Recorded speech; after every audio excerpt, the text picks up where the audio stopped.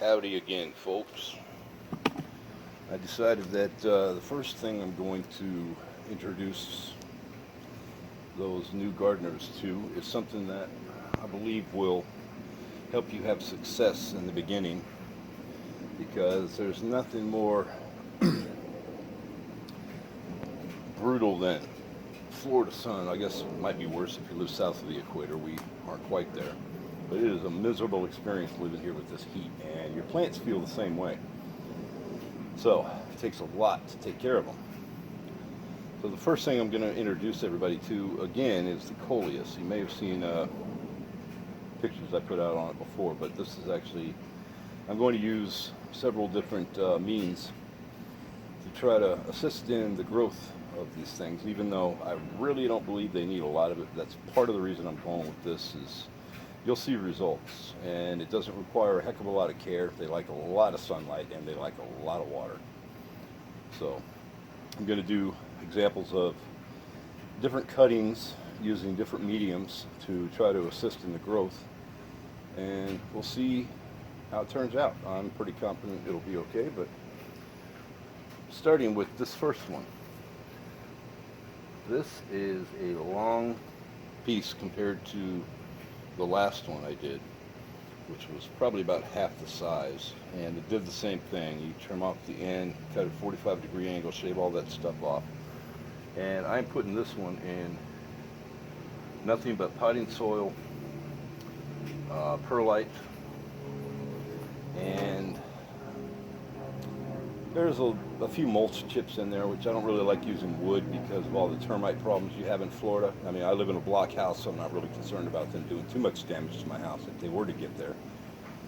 But almost 20 years and no problems with termites yet. I don't anticipate any. However, the more wood you have around your house, the better the odds are.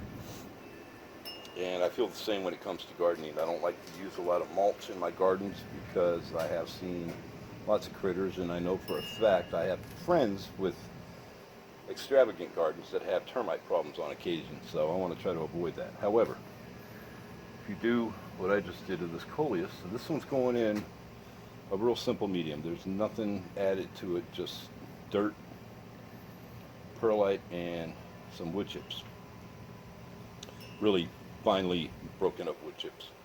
And we'll come back to this one at some other time. But this is the first one we're going to do today.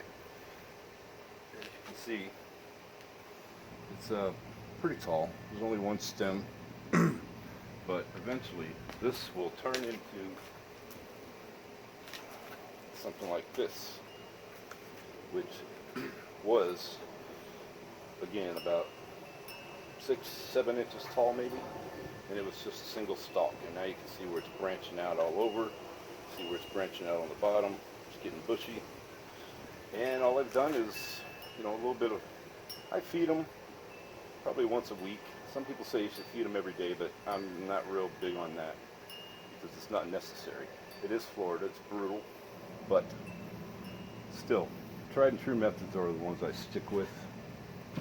But that is a beautiful plant. This is the flamethrower coleus, not the typical ones you see, but I think it brightens up a garden substantially. So anyway, here's the one I've had going for, this has been about 6-8 weeks maybe.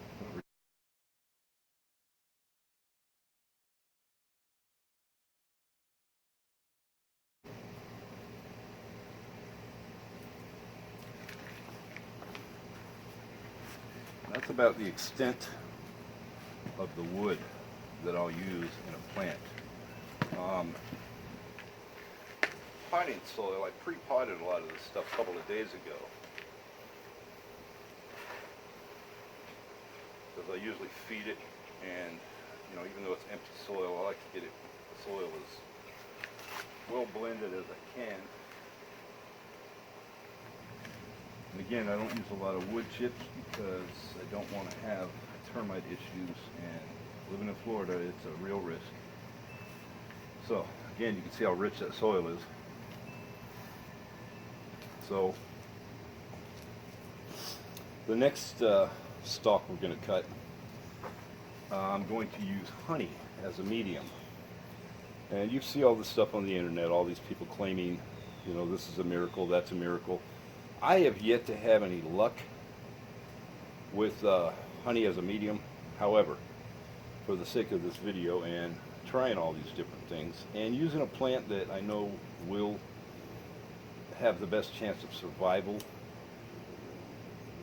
for, again, new gardeners, I'm going to keep using the coleus, and the only one I have in the front yard here is the flamethrower. And besides that, I think it's one of the prettiest ones available, so we're going to stick with that.